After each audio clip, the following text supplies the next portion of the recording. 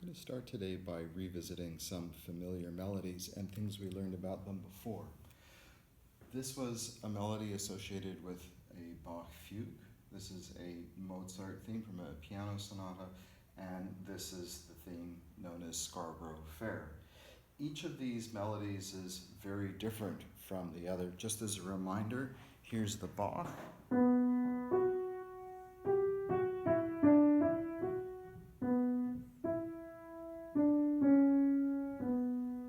The Mozart melody.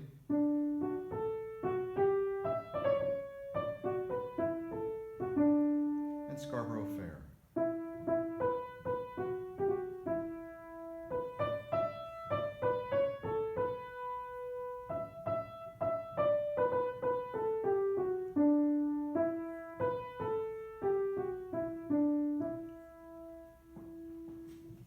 And what was surprising about that is that each melody is so different from the other, and yet they all use the identical diatonic collection, as we saw back in episode 5 already. A, B, C sharp, D, E, F sharp, G. What mattered was how they organized that collection.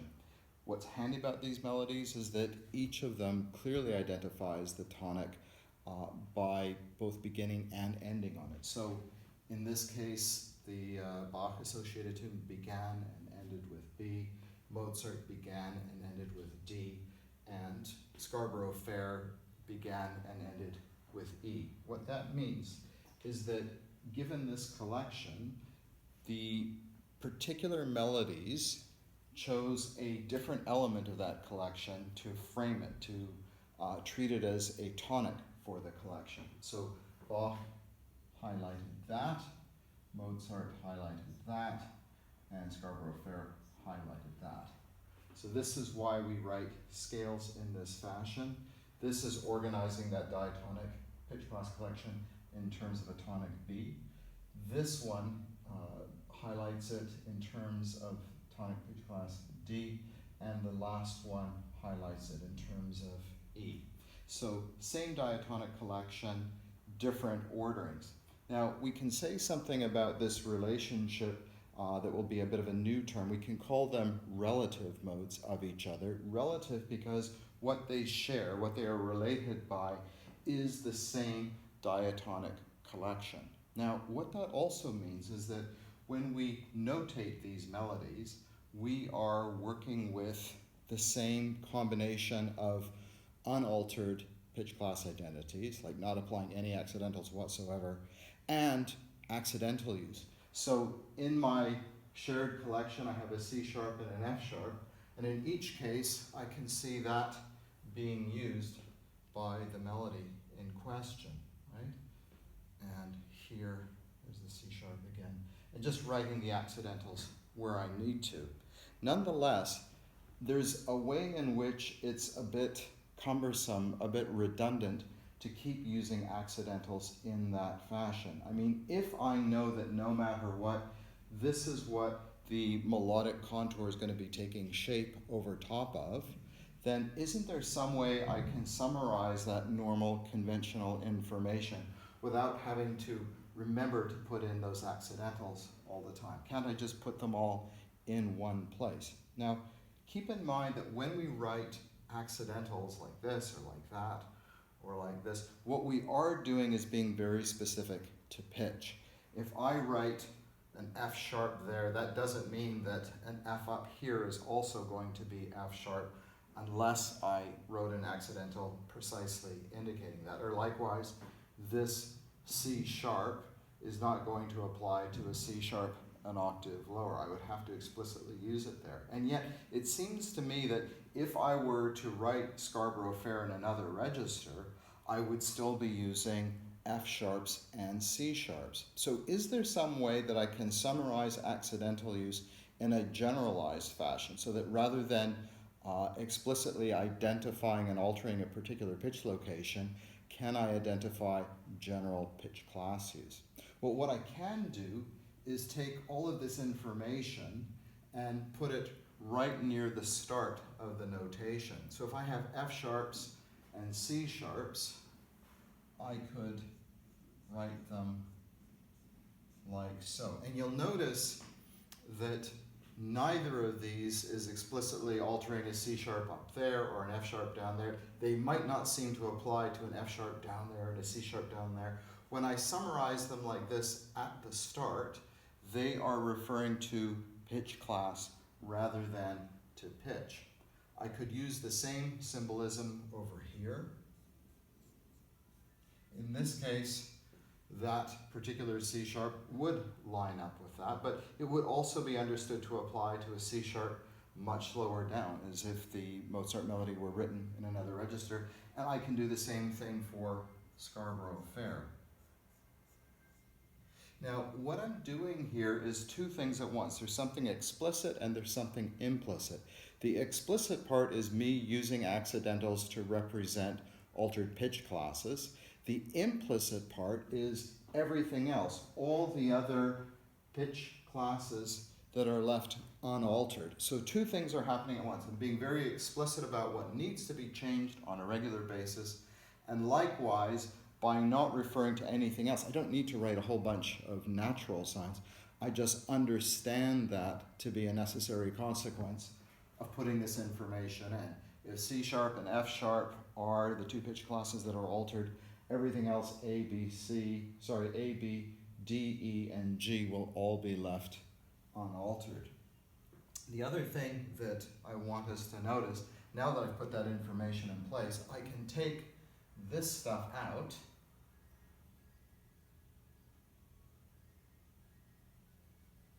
and leave space for the use of accidentals that are connected with chromaticism.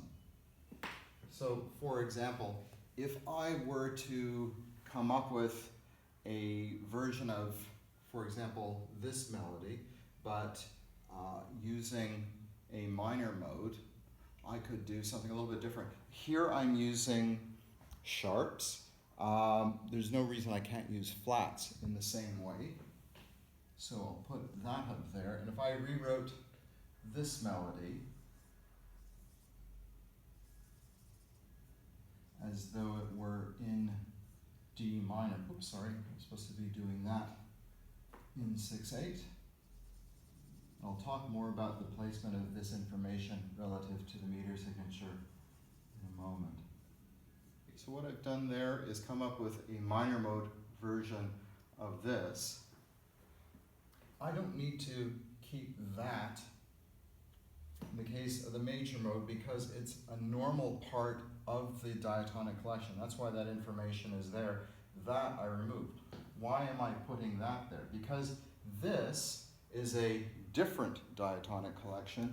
This one uses the accidental B flat, and this is what is appropriate for D minor.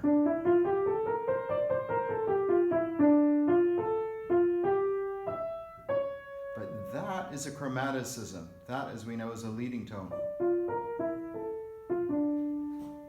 So one advantage of distinguishing between the diatonic and chromatic in this fashion is that the norm is something that you can convey with tremendous efficiency right at the start of the music. And what is not the norm, what is a departure from the diatonic, what is chromatic, you will be able to recognize that immediately because for that you do use conventional accidentals. And again, this just applies to the particular line or space that it is altering. So what's very lovely about this system is it's very efficient in terms of, in a sense, conveying what the underlying collection is they'll be working with instantaneously until it changes, which can happen. In this case, I understand how I can move between the diatonic and the chromatic and recognize it instantly. So what am I actually doing when I summarize information in this way and distinguish it from chromatic use? The term that gets used to describe this is key signature. Now, the concept of key is something that we've kind of been toying around with in many sections of this course, in particular dealing with episodes 5 and 6. We didn't explicitly address it yet for a variety of reasons. The main reason is that when people hear about things called keys, they are often told that that concept can only be associated with two mode types, major and minor. There are particular historical reasons for that, and it's worthwhile keeping in mind that music theory can often be taught in a way that detaches it from its historical roots, as though these are just logical ideas independent of any particular period of musical practice. And that's not the case.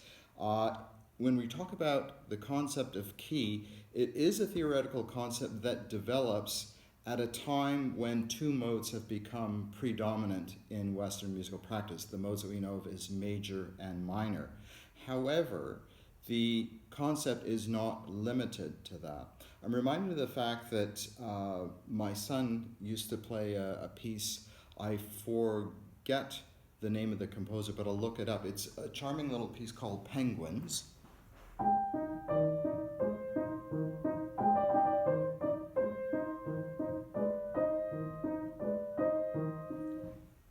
Probably playing it a bit too fast. That piece, I would say, based on the knowledge that I acquired in episode 6, I would say that piece is in an A-flat Lydian mode, and it's consistent throughout. There is chromaticism that's being used. We heard that at this point. That's a B natural going to a C. The B natural is a chromaticism, but I hear it as a chromaticism. Everything else, though, is consistent with A-flat Lydian. Now, I would be tempted to say, therefore, that that piece is in A-flat Lydian, whether I say it's A-flat Lydian mode or A-flat Lydian key. Key is something that we've actually been introduced to through our use of scales as representations of tonic, diatonic collection, and mode.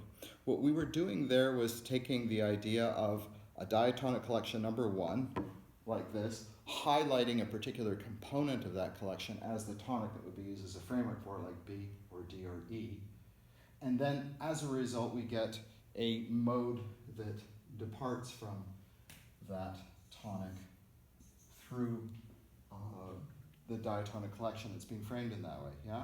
What we can think of, though, is simply the idea of a tonic with a mode, which in turn generates a diatonic collection. So if I say I'm going to have a tonic of E, and I'm going to have a Dorian mode associated with it, well, then by definition, this is the diatonic collection that would emerge from that.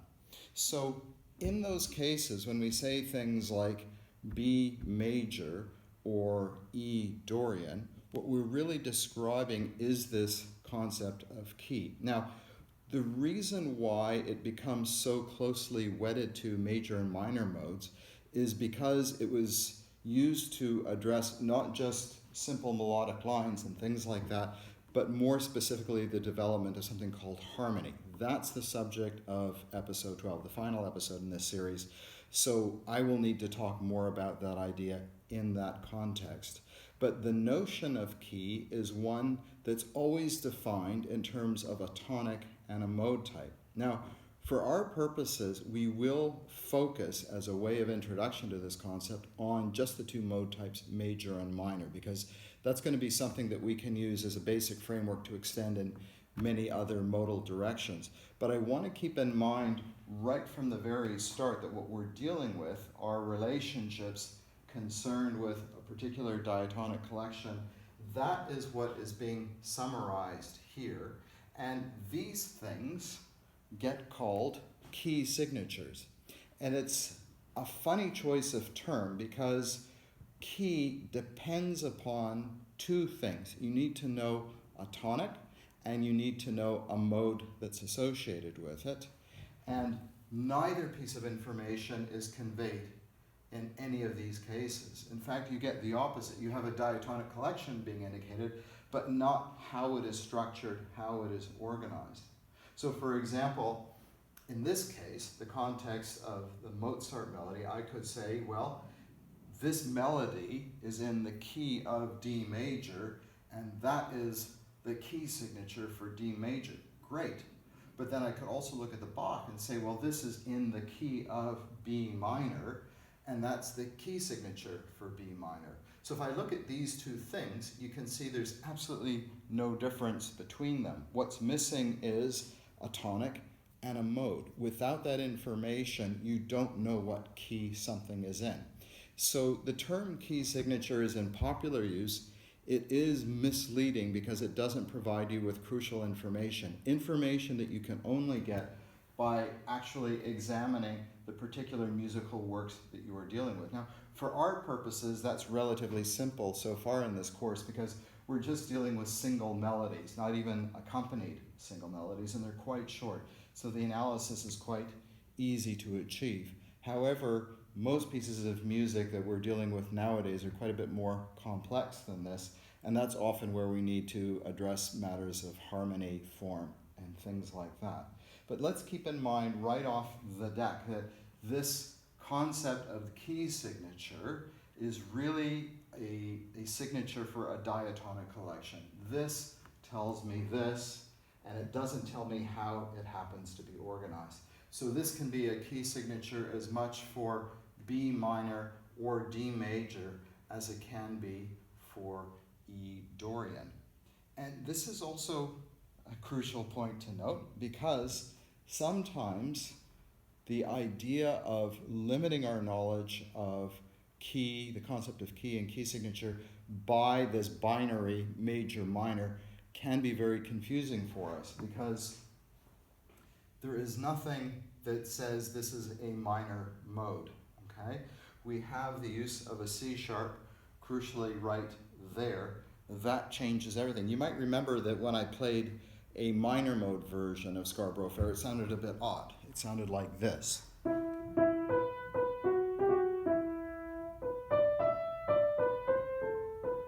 Sounds like an okay melody, but it doesn't sound like Scarborough Fair.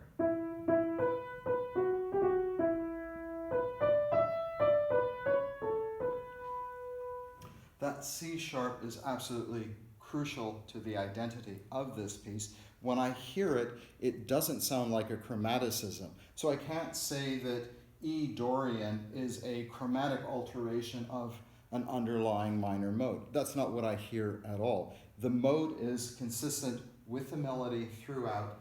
This thing, I would say, is to be understood in the key of E Dorian. Or likewise, I talked about Björk's Army of Me.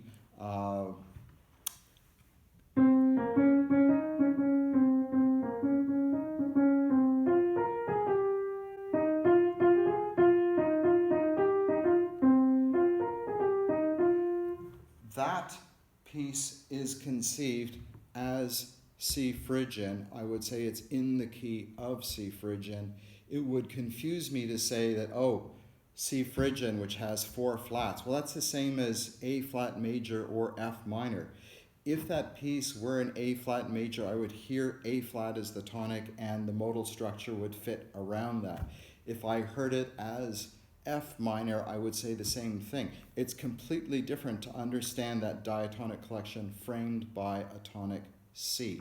Therefore, to think of the possibility for keys being constrained to just major and minor will not help us recognize a lot of the music that we hear around us in the world today.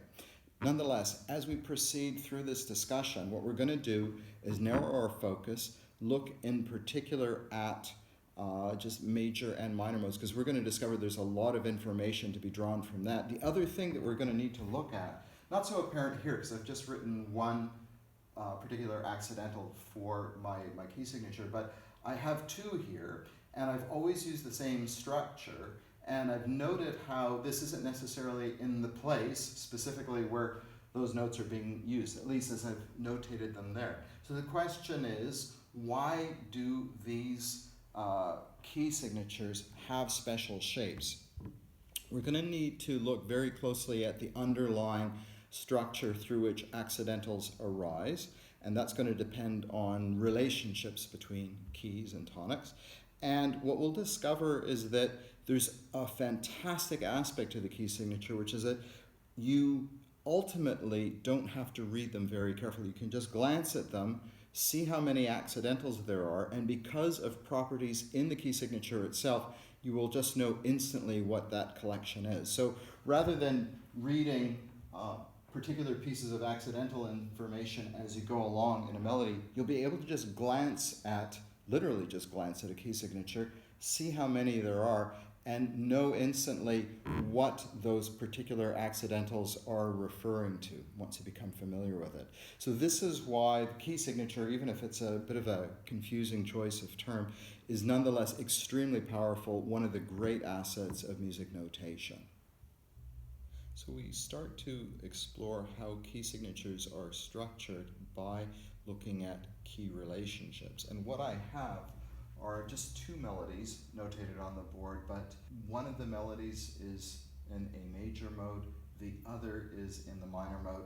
This is the Bach tune, the tune that Bach used as the subject for a fugue, and this is the Mozart melody. Now, what I've done is written out these two versions right next to each other to remind us that both of them are using the identical diatonic collection, but framing it in a different way. So that collection alphabetically can be summarized in this way: A, B, C, D, E, F, G. But when we frame it in terms of A, what we get is a minor mode.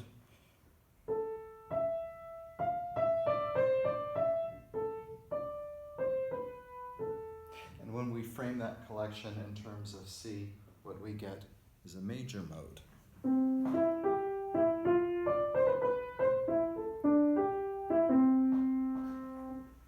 So we can say these modes are related to each other. They are relative modes. They are reorganizations of the same underlying diatonic collection. We can make a similar statement about keys.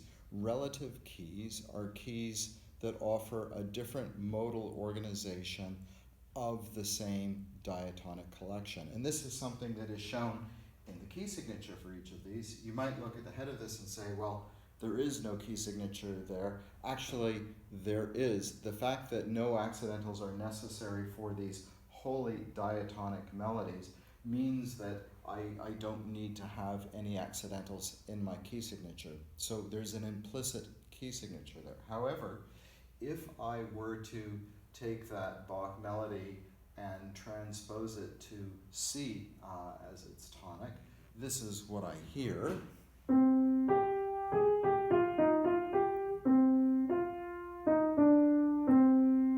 Necessarily by notating this in C minor, this is the diatonic collection. It's generated. These are the accidentals I then need, and they're placed here. Now, one quick comment about the use of key signatures, because often students are wondering what goes first after your clef, the key signature or the time or meter signature. If you think about it logically, remember the key signature is something that influences the use of pitch. So since the clef is something that is telling us where we are on that y-axis, right, in our notation, the pitch information that is going to be modified by that key signature should come directly after the key to reading the staff as a whole. So key signatures always immediately follow the clef because, in essence, they are dealing with the same kind of information. The time or meter signature comes afterwards because it isn't crucial to have that right next to the clef. Also, in terms of how often you reuse these things, key signatures do tend to change on a pretty regular basis in more complex pieces of music. Therefore, the convention is every time you set up a new staff or a new system, each time you're going to be providing the key signature information to remind us of what's kind of governing all that pitch activity. The reason why you don't have to do that with time or meter signatures is not that they don't change. They can change quite regularly too, as we've seen.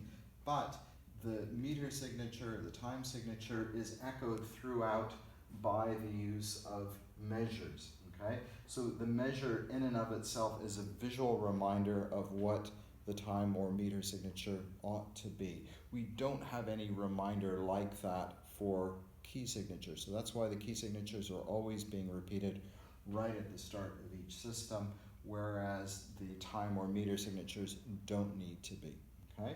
Now, what I notice here is that I have the same tonic being shared, but a different mode is being applied in each case. So here, same diatonic collection, different tonics necessarily, so I can come up with the different modes. Here, same tonic, but necessarily different diatonic collection coming out because I have distinct modes. So I can say that C major and A minor are relative keys, relative in the sense they share the same diatonic collection, but privilege a different element of that collection as the tonic.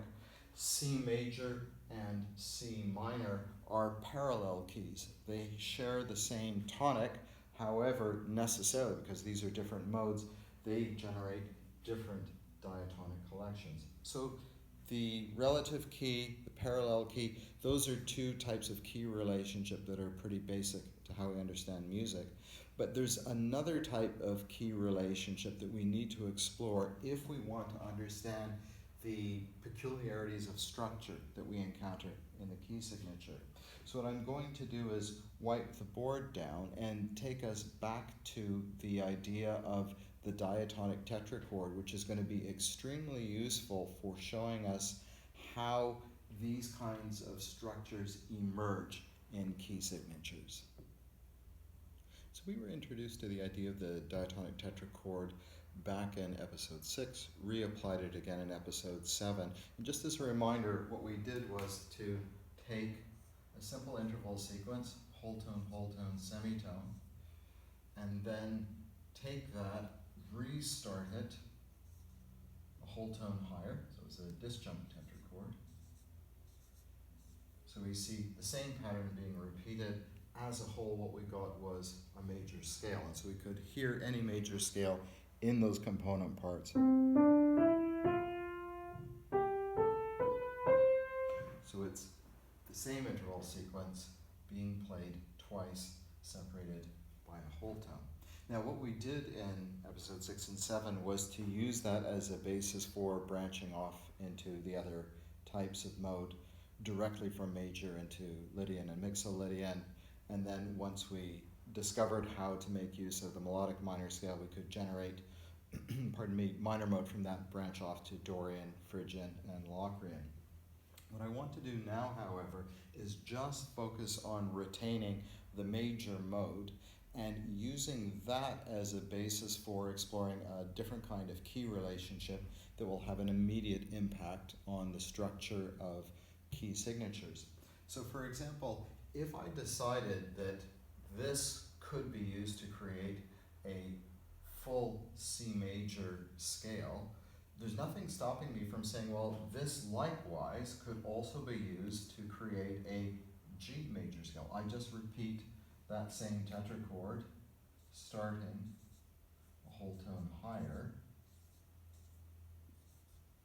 And so I've gone from creating a scale that represents C major to a scale that represents the creation of G major. And when I do that, I notice that an accidental pops up. That accidental, of course, is going to be diatonic. And this is one of the things that's key to understanding diatonic mode types. You're always working with just the same basic pitch class letters, A, B, C, D, E, F, G, and in each case, just one reading for each of those basic identities. So diatonically, there isn't an F and something else in C major, there's just an F. Diatonically, when I'm in G major, there's an F sharp and nothing else. There's no G flat. G has one identity, F has one identity, it happens to be F sharp. Well, what happens if I repeat that pattern yet again? I'll write things down the octave. I'll start this out again, D, E, F sharp, G. And I'm going to take that tetrachord as the basis for creating yet another scale. I now have taken the upper tetrachord of G major and used it to create a new scale by turning it into the lower tetrachord for D major, and two interesting things happen. First of all, I notice that to repeat that tetrachord pattern, I need to introduce this accidental C sharp, but at the same time, I'm retaining my original accidental F sharp. So it's not like I've lost anything, I've gained something by building up in this fashion. Once again, I'm going to take now the upper tetrachord for D major and treat it as the lower tetrachord for A major. So repeating the pattern a whole tone higher, I'm going to be retaining the F sharp that I used before. I have to add one new accidental to generate the new tetrachord. And so now, where before I had the D major scale being created, I've now created an A major scale. And once again, I've retained the accidentals I used before, but I've added one new one. Again, in the same position. It's always been in the position of the seventh scale degree, so right below the tonic. For G major, I needed to add an F sharp right there. For D major, I kept the F sharp, but I needed to add a new accidental right at the seventh scale degree. There it is. For A major, I retained the C sharp and the F sharp, but I needed one new accidental. That was G sharp, again, right below the tonic. I could make a prediction that if I do this pattern again, I'll start an octave lower. So there's the lower tetrachord for E major. To create the upper tetrachord, I'm going to need to retain the accidentals that I used before. So I've got them still F sharp and G sharp, C sharp, but I'm going to need to add one new one, and that is D sharp. And now I have a scale that represents E major. So if I started with C major, actually to keep track of this, now what I'll do is draw the bracket underneath. So this was for C major, this was for G major, this is for D major, this is for A major, this is for E major. I can go on making predictions in the following way. First of all, my tonics necessarily have been moving up by perfect fifth. So I started with C, then I moved to G, because that's where that new tetrachord was starting, right? The upper tetrachord of C major now becomes a lower tetrachord G major. So my tonic went up by fifth, and then again when it went up by fifth to generate D major, I had a new accidental being added, and then from D, I had a new tonic being started a fifth higher, and then from A, I had a new tonic being generated there, and on it goes. What this means is that if I wanted to continue the pattern and start a new tetrachord at B, I am predicting that for B major, I will retain all the previous four accidentals, and I'll need to add one new one, which will be A sharp. And if I were to write out my B major tetrachords, that's the lower tetrachord, I go up by whole tone to get to the upper one. Sure enough, I need A sharp to make that possible. So I'm noticing another thing. As my tonics move up by fifth, the accidentals that I add are also moving up by fifth. Here is the new accidental that I needed for G major. I retained that when I went up by fifth of my tonic to D, and the new accidental I generated there was C sharp, also a fifth higher. And then likewise, when I went to E major, I was retaining my F sharp and my G sharp. The new accidental from before had been the G sharp here, fifth higher. When that one was retained, the next new accidental was then a fifth higher. A fifth above that new accidental is the one that I needed to create B major. So as my tonics go up by perfect fifth, the accidentals I introduce, starting with F sharp, also go up by fifth. If I were to show it in simplified fashion, here's C, I don't need any accidentals. If I go up by fifth to G, I needed F sharp. If I went up by fifth for the next tonic to D, I retained the F sharp and I added a C sharp, fifth higher. If I went up to A, I retained these previous accidentals. The new one that I needed happened to be G sharp, and so on. So as my tonics go up by fifth, I introduce accidentals following the same pattern. It's always moving up by perfect fifth.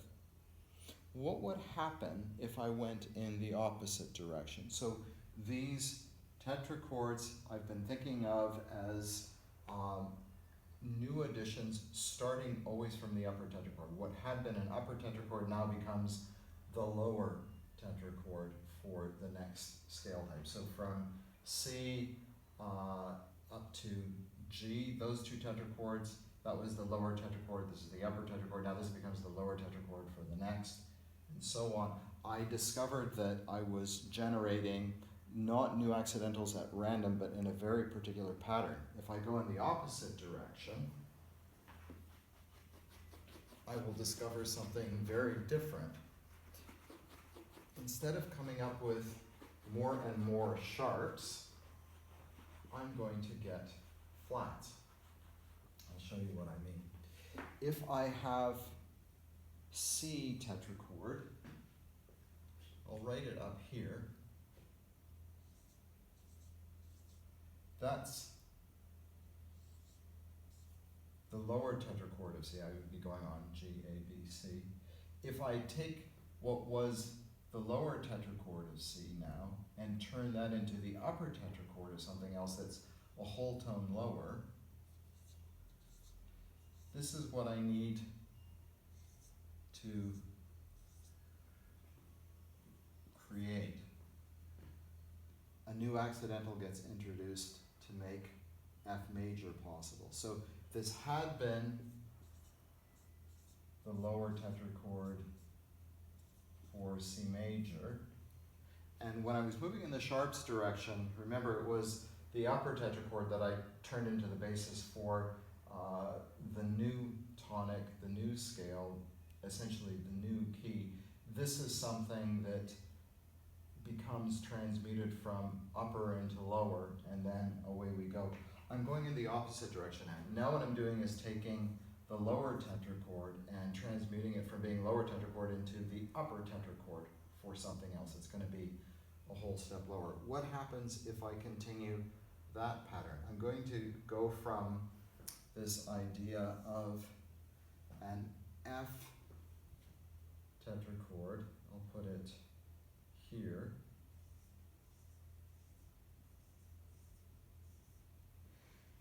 and again, if I want to turn that into the upper tetrachord for something, well, the highest note of that tetrachord has to be a whole step below this, right? So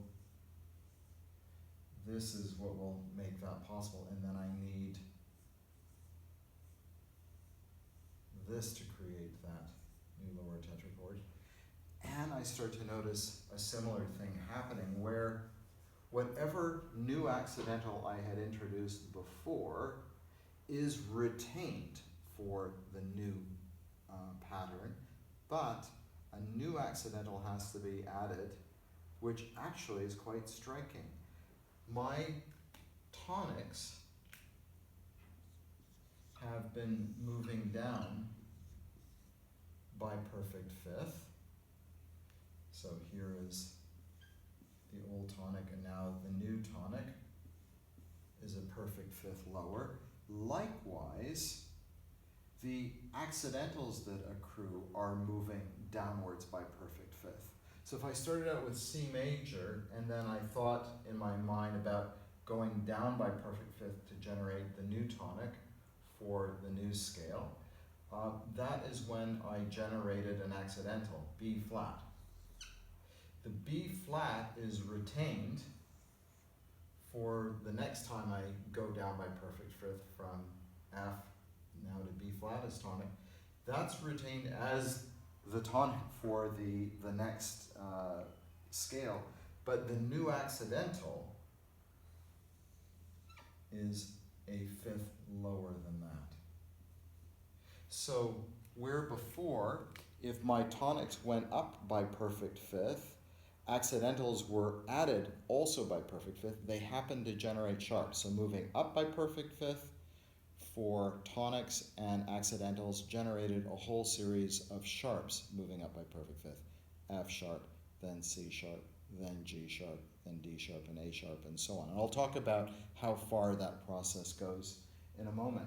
When I think about moving downwards by perfect fifth, so moving from tonic C down to F, down to B flat, and then on to E flat, as those tonics move down by fifth, flats are being generated for the new tonics, but also the accidentals that are being introduced are all consistently flats, and they are also a fifth apart. So if, for example, I'm thinking in these terms, here's a tonic for C major, and then I move down by perfect fifth for F major.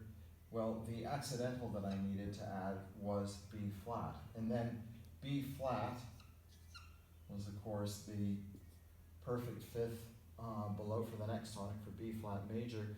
The new accidental that I needed there was E flat.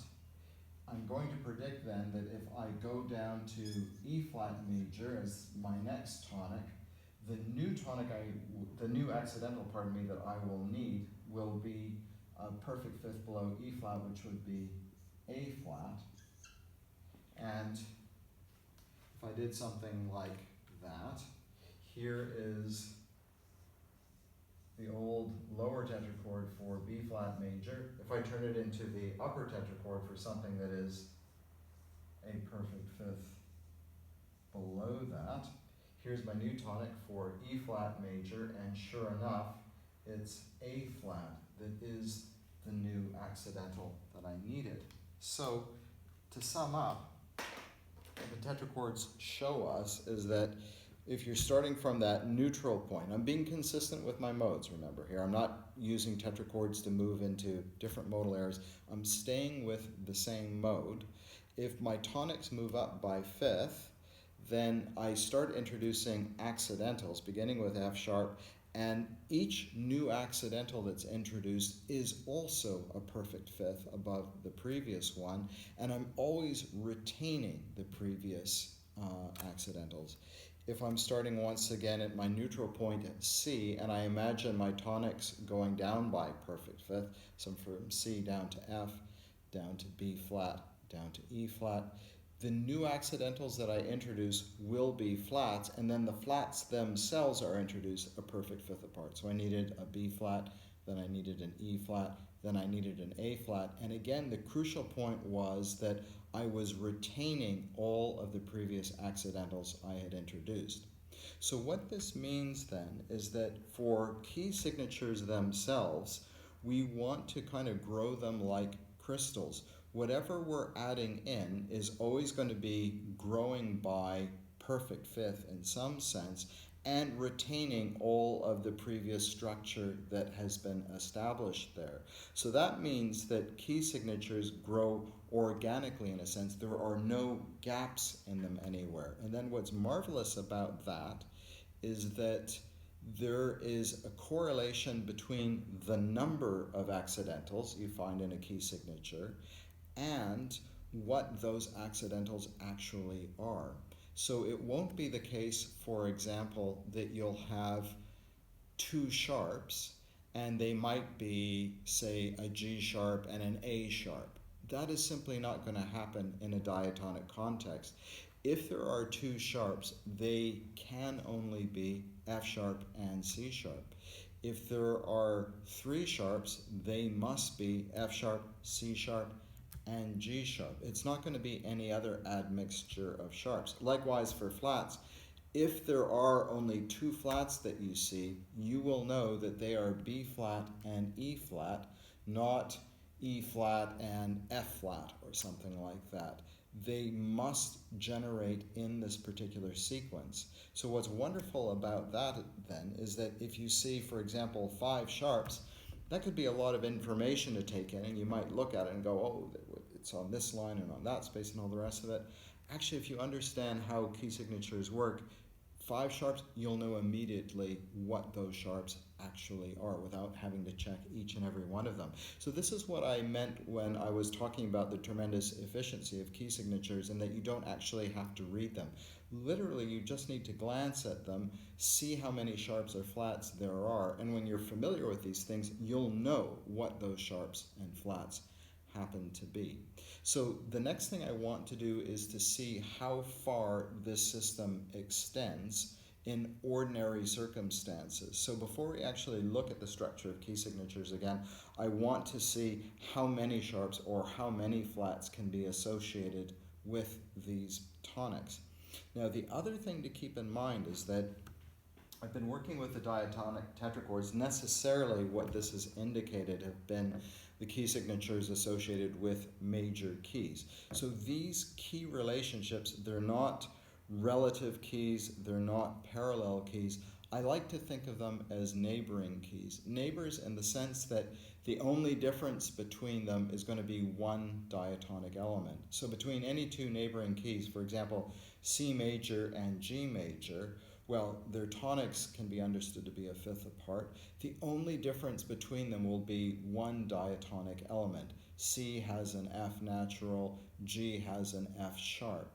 Between G major and D major, they are also neighboring keys in the sense that they have only one distinction in diatonic element between them. It happens to refer to pitch class C. For G major, C is just plain vanilla C natural. For D major, it is C sharp. So you could imagine these almost like Venn diagrams where they have almost everything in common except for one distinct element. So those are neighboring keys, but it doesn't just work for major keys. It will also work for minor keys and all the other key types too.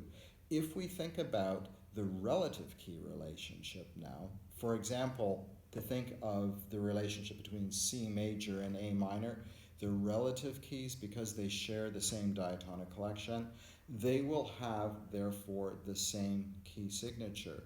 If I think of G major, its relative minor is E minor. G major and E minor will both have F sharp. So many musicians often think of that relative relationship in terms of the tonics being a minor third apart. So C major, go down a minor third, you get to the tonic of A minor. It's just a quick and easy way to remember which are your relative majors and minor for any given diatonic collection. So what we'll do in the next segment then is develop charts that will show the both the tonic sequence and the accidental sequence for relative majors and minors. This idea can be extended to the other mode types, of course, but it's important just to learn the principle in its neatest and simplest form by looking at relative major and relative minor.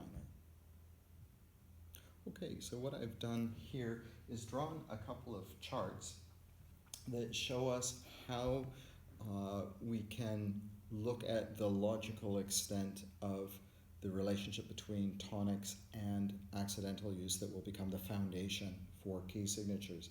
What I've done is indicated in each case a chart that's going to be concerned with the generation of one type of accidental, in this case sharps, in this case flats.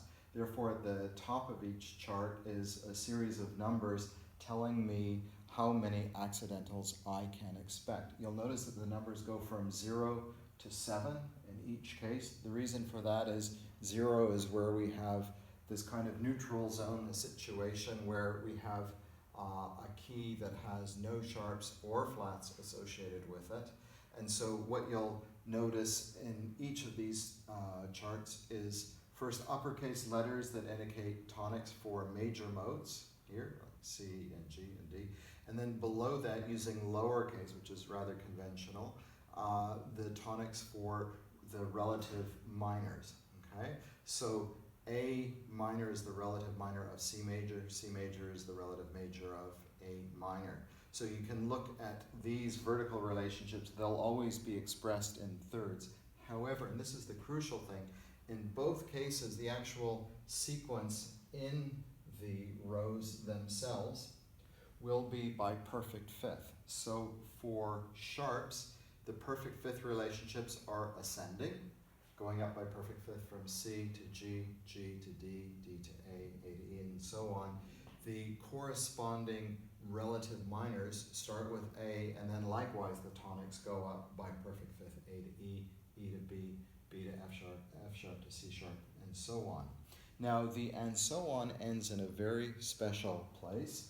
If I begin with C, the last thing I'm going to see is C again, but altered by the accidentals that have been being introduced. I'm going to go from C to C sharp, or I'm going from A up through a perfect cycle of perfect fifths, ending up at A sharp minor. So that means that by the end of the cycle, C sharp major is going to have 7 sharps, A sharp minor is going to have 7 sharps. Total of 7, because in normal circumstances, we only work with alterations of one type to the basic pitch class identities A through G. We're going with sharps, not double sharps, flats, not double flats. So we only have 7 pitch classes to work with, A, B, C, D, E, F, G. I can only have a total of 7 sharps or 7 flats. So in this case, because this one is about the flats, we'll notice that rather than going up by perfect fifth for my tonics, here I'm going down by perfect fifth, from C down to F, F down to B flat down to E flat down to A flat, and so on. I'll know that I've gotten to the right place if I arrive at C flat. Likewise, from the minor side, I'll know I've gotten to the right place. It's a way to double check my work. If going down by perfect fifth takes me from A minor through to A flat minor, which would have 7 flats. So you need to know how to create these charts for yourselves, just like the basic interval charts that we learned about, where we were developing diatonic intervals being qualified by chromatic size. I showed you how to create those charts. Those are never going to be handed to you as a musician. You need to know how to be able to create those. Likewise, for your key signatures, because you understand the principles at work here, you should be able to create these simple charts. Now, sometimes this information is given in the form of a kind of circle with enclosed arms. And the reason for that is that if you kind of go around almost like a clock face by perfect fifth, what you discover is that in these positions you end up with enharmonically equivalent keys. So F sharp major and G flat major, I mean, if I played either of those for you, you're not going to know in equal temperament whether I played a G flat major scale or an F sharp major scale. Likewise, D sharp minor and E flat minor, those are enharmonically equivalent. And this is why, for example, that Bach fugue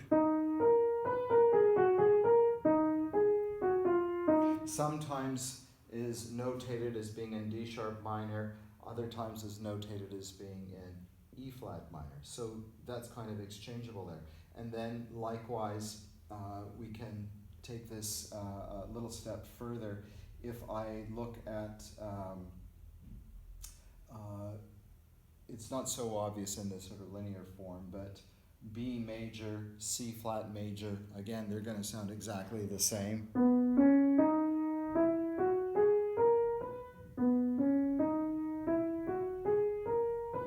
Which that I play, B major or C flat major. Same thing for G sharp minor and A flat minor, and then likewise over here, C sharp major, D flat major, A sharp minor, B flat minor. In equal temperament, they are going to sound the same.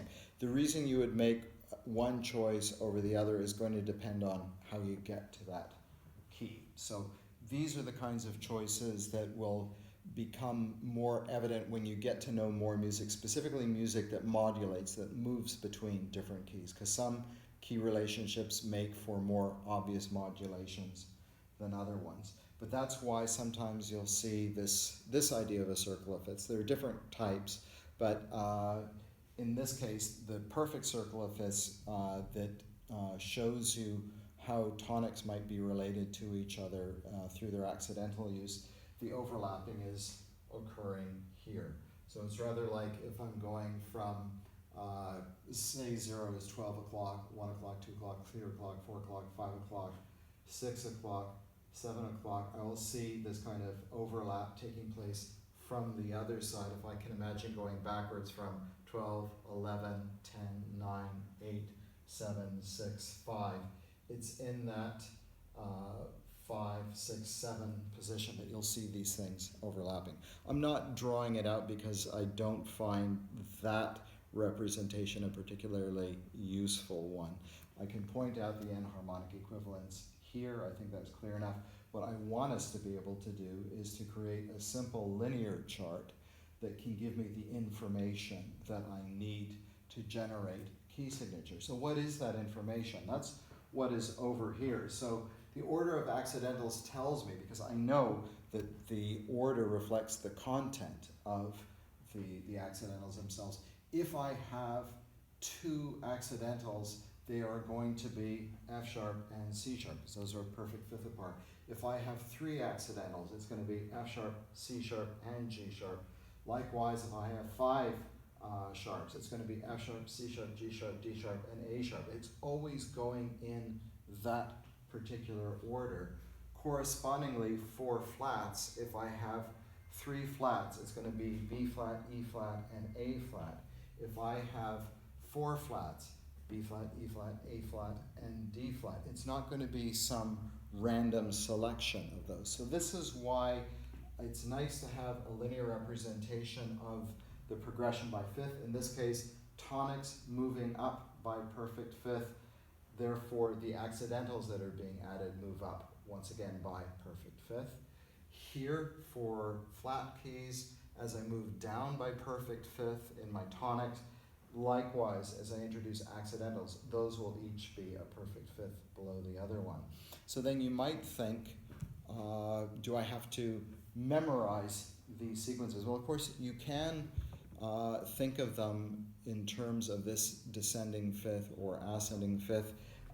Where the key signatures are particularly helpful for sharps is that, remember, they begin with that seventh scale degree for G major. So if I can get the beginning of that sequence here, and remember, right, the first sharp I get is F sharp, that's going to be handy. For flats, it's the fourth scale degree where we have a new accidental being introduced. But there's a simple way to do all this, and that is to say, if I can get this sequence, I can get that one, because what you'll notice is, remember, I'm either going up by perfect fifth or down by perfect fifth. Well, by definition then, this is a reverse sequence of that. So if this goes up in this direction there, then I'm going to see that reversed here. Okay? So if I can get this sequence, then all I have to do is flip it around to get that sequence. The sharps sequence will give me the flats one. And I mention that because when I was being introduced to these concepts as a child, way back when, I was encouraged to tell myself a story. So if I wanted to remember, for example, the order of sharps, the story I was supposed to tell myself was each beginning letter of each word in the story would give me the accidental that I would need. I was told the story, Father Charles goes down and ends battles. I still remember it 500 years later. And then I was told to remember another story, battle ends and down goes Charles' father, for the flat sequence. What I wasn't told is that I only needed one story. Father Charles goes down and ends battle. If that gives me sharps, I just reverse that and I get my flats. So here is all of the basic information that we need to understand how key signatures will work. But what we need to do, of course, is not have it in chart form like this. We need to actually see what they look like. So the next thing that I'm going to do is show you the standard structure of key signatures for the 4 standard clefs. So the G clef or treble clef, the F clef or bass clef, and the 2 C clefs, because they have some interesting idiosyncrasies. But what's important is to know precisely what that visual sequence is, because that's going to be a form of reassurance for a musician. If they see a key signature that doesn't look like every other key signature they've always seen, they're going to start to question it. They're actually going to start reading it. And the last thing you ever want to do with a key signature is actually read it. You want to be able to just glance at it, and the shape of it will tell you how many accidentals are there, and you'll know based on the order of accidentals exactly what those accidentals are. So let's look at the graphic structure of these things next. What I've done is written out the standard key signatures if they are written to their fullest possible extent, that is with all 7 accidentals being placed, for the standard clefs, all except the tenor for sharps, and there's a particular reason for that. The first thing that I'm going to look at is actually just the set for sharps in the context of the treble or G clef. And I just want to remind us of something. That is to say that we had this notion of interval inversion. You can also think of that as interval complementarity in terms of pitch class. What I mean by that is if I take a perfect 4th and I invert it, I get a perfect 5th. And vice versa if I were going in the opposite direction. But I'm starting with this in particular because, for example, when I think about sharps, I am starting with an F sharp and then moving to a C sharp. That's moving up by perfect 5th. That would be me doing something like this. And so I can see these sharps in that kind of arrangement. However, I get the same result in terms of pitch class if I go down by 4th. So if I go up by perfect 5th, I arrive at the pitch class C from F. If I go down by perfect 4th, I also arrive at the pitch class C. Now remember that the accidentals that we use in a key signature are supposed to signify pitch class, right? Therefore, if I go up by perfect 5th or down by perfect 4th, I'm going to generate the same result, at least with respect to the kinds of accidentals I use in a key signature. So if I look over here at how the sequence begins, rather than literally going up by perfect 5th, I see that the key signature starts in a high position, and then to reach the next accidental could have gone up by perfect 5th, but that would have put me onto ledger lines, which looks rather awkward and strange. I want to keep this information within the staff as much as possible. So I generate the same information by going down by perfect 4th.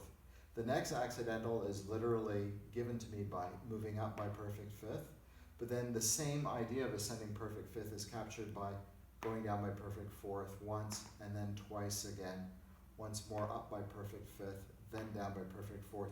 This is still that same order of accidentals that we saw in the previous segment, where in my mind I'm imagining going up by perfect 5ths, just like my tonics do. I'm conveying that same sense of pattern by putting them in the sequence. So this is why when I look at a key signature, I don't actually have to read it as long as I understand what that sequence is. If I see 3 accidentals like that, I will know they must be F sharp, C sharp, and G sharp. And the structure of this will remind me of that, okay? Likewise, I will never see just those 3 accidentals, at least not in a tonal context, because that doesn't happen. Or some admixture like a G sharp and an A sharp and a B sharp. It's always going to be either 1, 2, 3, 4, 5, 6, or 7 in that sequence for all the reasons that we've learned about. So this pattern, where ultimately what you see is a group of 2, 3, 2, is found also for the alto clef, 2, 3, 2. It's the same information, right? F sharp, C sharp, G sharp, D sharp, A sharp, E sharp, B sharp. Likewise, down with the bass clef, 2, 3, 2, that same clustering.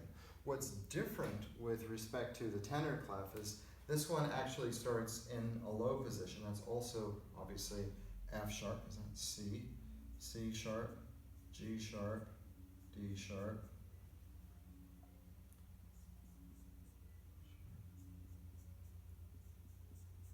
The sequence is a regular one. So I start out with a literal ascending fifth, then I alternate with descending fourth, up by fifth, down by fourth, up by fifth, down by fourth. And so it has more regularity than these other ones. So the tenor clef is a little bit different in that respect. It's more regular. The other ones have the 2-3-2 patterning.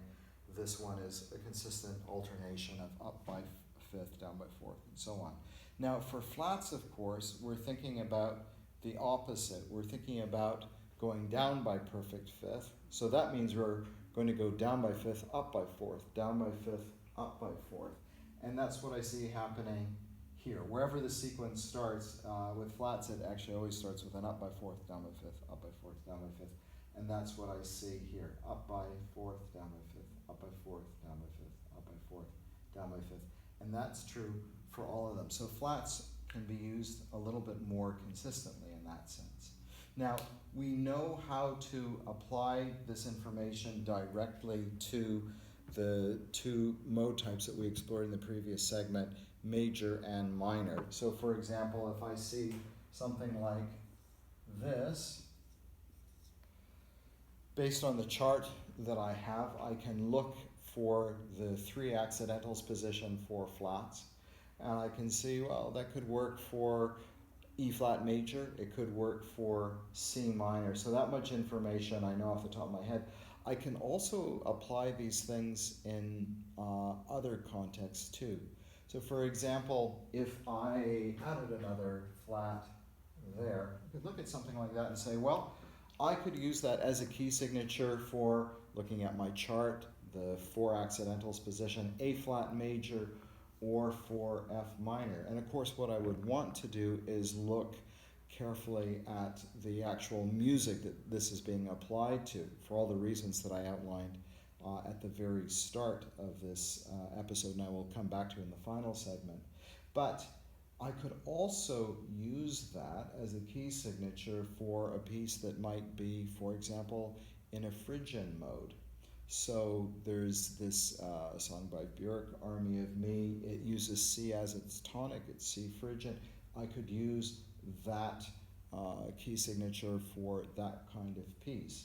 So for that reason, it's possible, without having to build a huge chart showing all the possible diatonic modes that these key signatures could be applied to, you can just go back to what we learned in episode 6 about the comparisons of mode types, where I said, you know, for the Ionian major, things that are very similar to them are Mixolydian and Lydian modes. Well, what that would mean in terms of a key signature is a difference of 1 accidental, either added or subtracted. For example, there is a song by Sting. It's on his album from many years ago, Mercury Falling. And I think it's the opening lines of the song or something like, I came to my senses. And it's a tune that sounds like this.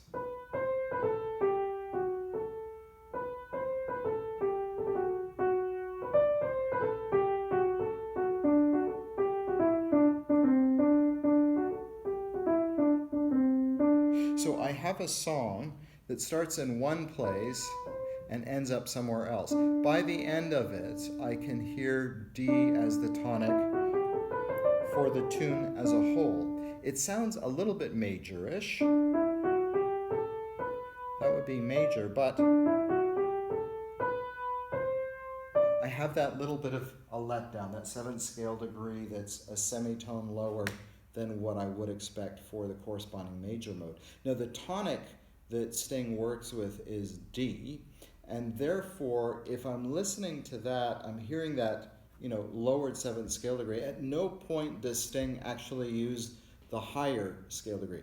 I hear that whole thing as not major, but that relative to major, the lowered 7th, that makes it a mixolydian mode. So in my ear, I can recognize a kind of companionship with that major side of things. If I was thinking of a key signature for D major, it would involve me writing a key signature like that. But if I want to come up with a key signature for a D mixolydian mode, the thing that changes, the thing that shifts is that C sharp. It's not used anywhere. It's not diatonic to the mode.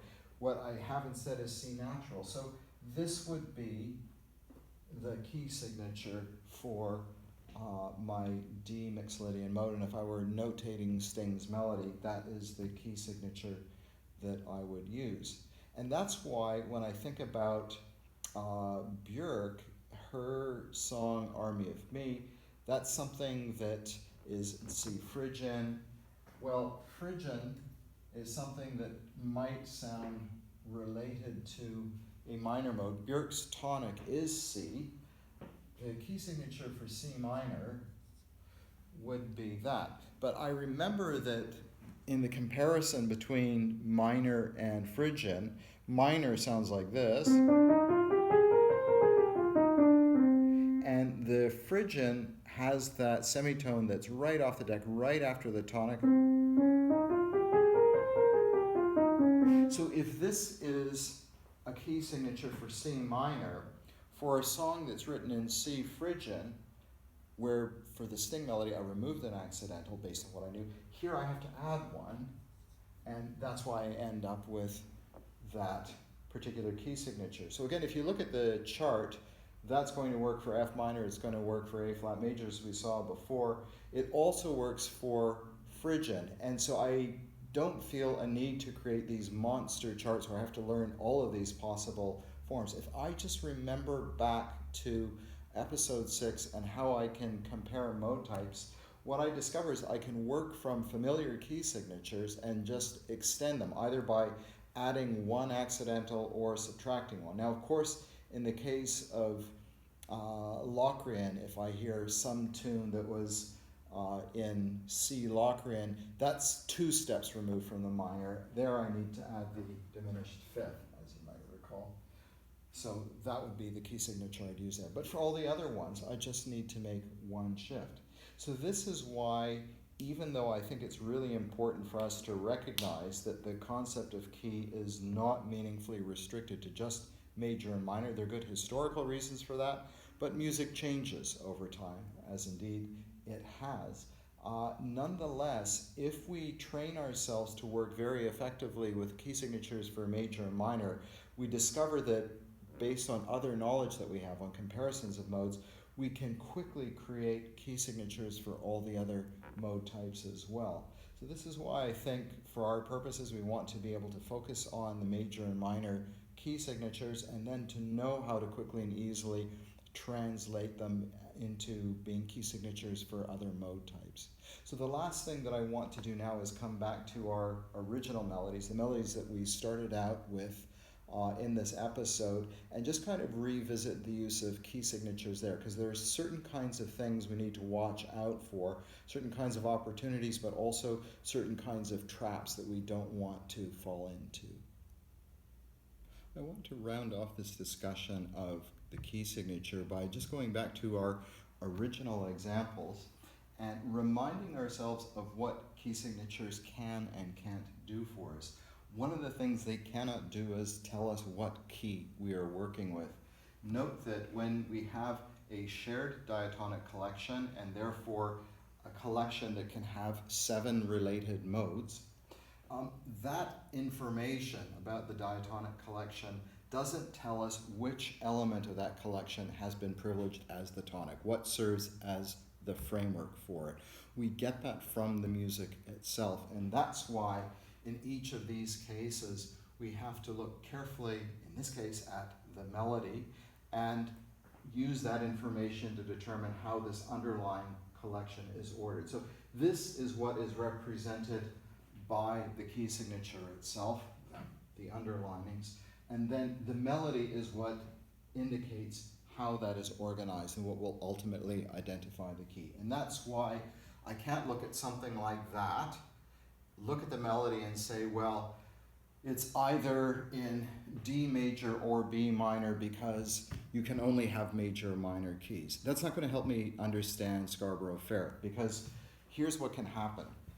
If I look at this minor melody and that minor melody, one distinction between the two of them is in this particular component. Up to this point in time, I've been writing out the diatonic collection for that Bach-associated tune with the implication that there is a seventh scale degree to be understood there. Now, later on in the piece itself, Bach certainly does use seventh scale degree, and because it's in a minor key, he does frequently use the leading tone. So in the melody itself, seventh scale degree is not being used, therefore I indicated that as implicit. However, in this case, where I have done a minor version of the Mozart melody, that actually does use scale degree 7, and because it's in a minor mode in this context, by the way, you can be in a minor mode and not have to use the raised leading tone. But here I would want to do that. It stands out as distinct from the diatonic collection. It is a chromaticism, and it's one that's familiar to us, for example, from the harmonic minor scale, which, as we might remember, is a model for the use of chromaticism. So here's what happens. Sometimes there can be shortcut methods to try to figure out whether a particular key signature stands for one type of key or mode or another one. And one of the conventional tricks is to say, well, if this is referring, for example, to a minor mode, I would expect to see that raised leading tone somewhere being used as an accidental.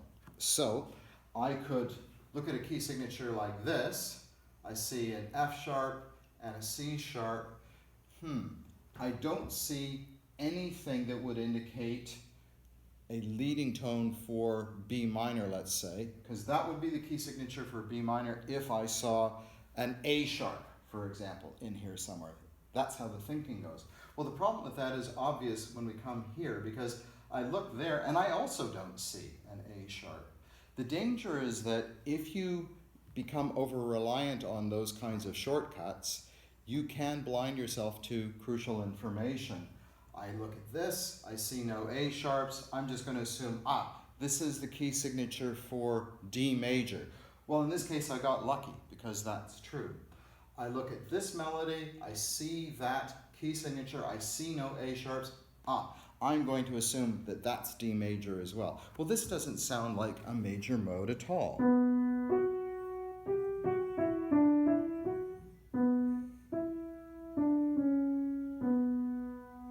So here's my point.